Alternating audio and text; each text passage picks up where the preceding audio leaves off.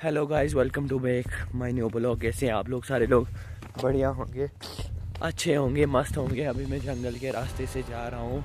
मैं आप लोगों के साथ आज ऐसी स्टोरी शेयर करने वाला हूँ जो आप लोगों ने कभी सुनी नहीं, और ये स्टोरी पूरी रियल है। ये मेरे परदादा के बारे में है। जो मेरे परदादा थे, उसको दूसरे गांव में एक औरत के साथ फेयर था, तो उससे मिलने के लिए हर रोज़ रात को जाता था। वो तांत्रिक था, बहुत मशहूर तांत्रिक था। उसके पास बंगाली किताब थी, सब कुछ था। वो छड़ी थी, अभी अपने तो वो छड़ी फेंक दी है, तो उसके पास वो छड़ी भी थी। तो वो जब भी अंधेरा हो जाता था, हमारा जो ऊपर वाला घर है, आपने पिछले ब्लॉग नहीं देखा है तो जाके देख लेना, ऊपर वाला घर, तो वो वहीं पे रहता था। वहाँ तब पुराना घर हुआ था, जैसे ढारा होता है ना, तो वैसे हुआ करता था। तो वो क्या करता था, जैसे ही शाम को गायें शायें अंदर कर देते थे, पहले लोग गायें ही चराते थे, तो वो गायें वायें चरा के तो निकल जाता था भालू पे। हर रोज़ उससे मिलने के लिए वो जाता था। तो पास ही में एक गांव इधर पड़ता था जहाँ पंडित रहते थे। तो वो पंडित आई के साथ उसको खास रिलेशन था। बहन जो रात को मिलने जाता था भालू पे, और ऊपर से वो तांत्रिक था, मशहूर तांत्रिक था। लोग डरते थे उससे।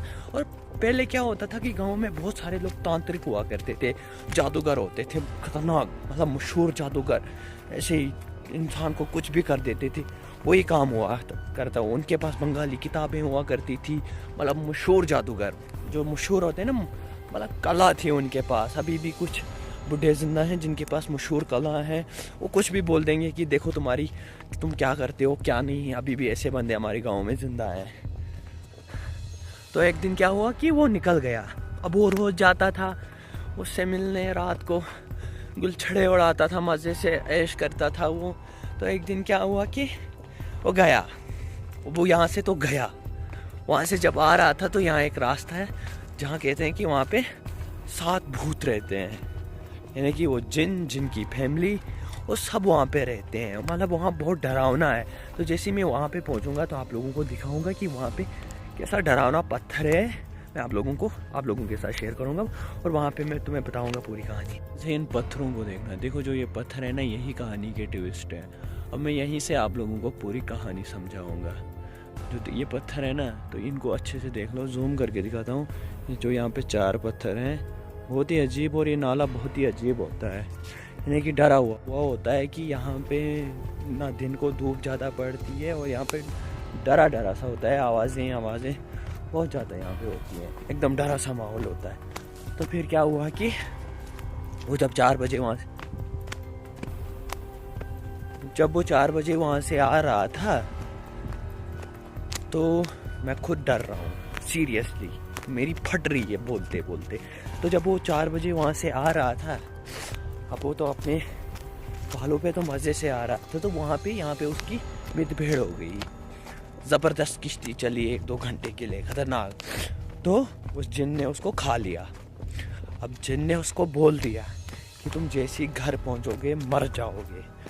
तो जैसे ही वो सुबह के 10 बज गए तो मर गया वो। उसने इतना ही बोल दिया कि मैं गया था वहाँ पे, मेरी किश्ती हो गई, मैं किश्ती में दाव हार गया और उसने मुझे खा लिया। तो उसकी उसी के साथ डेथ हो गई।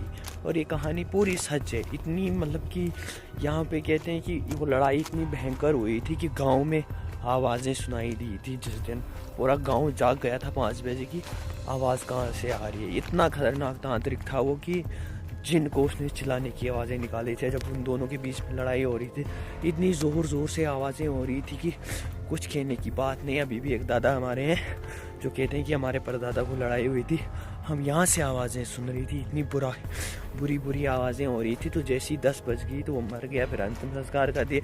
उसकी जो बंगाली किताब थी वो भी जला दी, वो छड़े भी हमने तोड़ दिए। तो मिलते हैं और एक नई स्टोरी के साथ। ऐसी मैं दूसरी और स्टोरी जल्दी लाने वाला हूँ आप लोगों को। बाय।